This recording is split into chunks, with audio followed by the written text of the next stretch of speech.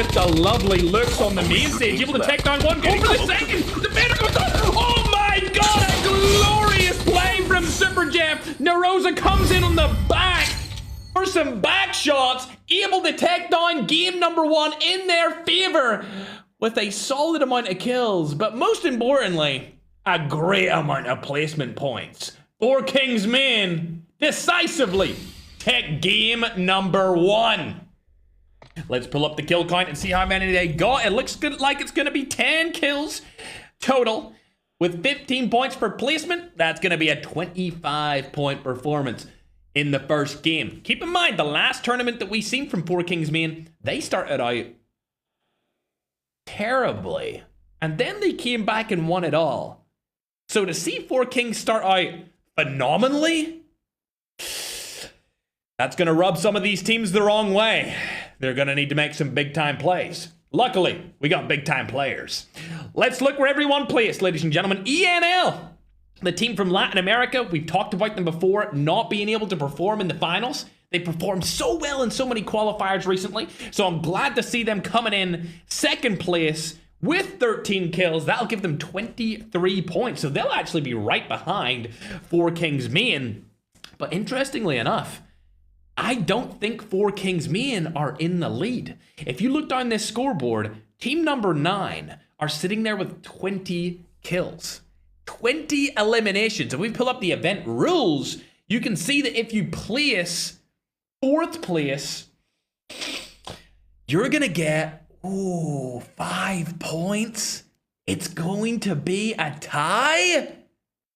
Are we sure about that?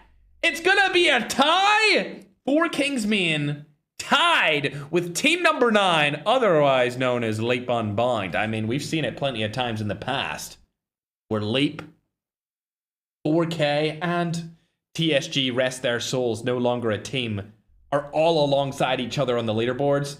And it looks like that's going to be exactly the situation that's on the cards here after game number 1. Both teams able to secure 25 points in the first game.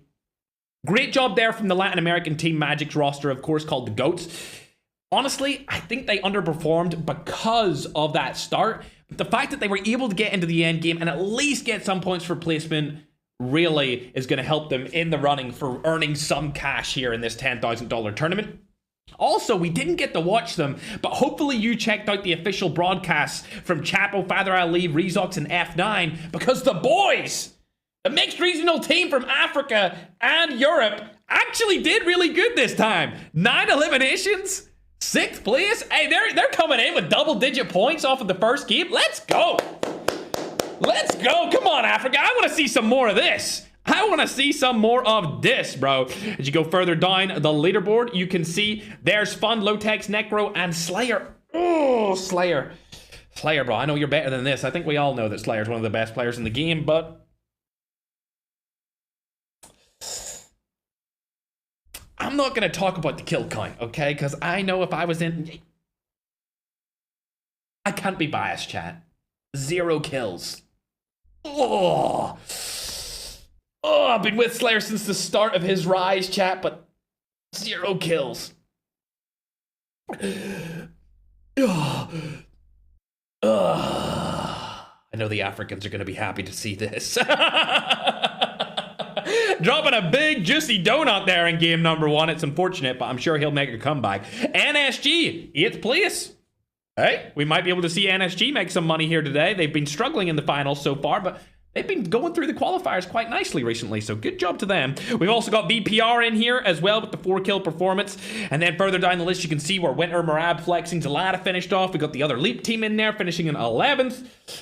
Ooh, Joker actually followed out a little bit earlier than expected, I feel like. They did get a good amount of kills there, so they might still be in the top 10 as we look through the scoreboard. GNR, on the other hand, oh my god, 13 eliminations that early on, finishing 14th. Damn, they really had potential to be the number 1 team inside of game number 1, but dying that early, really going to hurt them. Only finishing the game 1 with 13 total points. Even team number 11, they finished 18th. Team number 11. Are you being serious? Secret's team had that many kills that early on, and they died in 18th. A phenomenal start, great mid-game, but the end game, oh my god, man. That is just awful team coordination there to make them die as early on as they did. So many frags, but unfortunately the death came through too early to get any points for placement. Also, I'd like to say a big rest in peace to Tokyo I'm Zone Rami and of course Eduardo. I literally called it out exactly as it happened. They got blown up instantly. I'm gonna reiterate this one more time.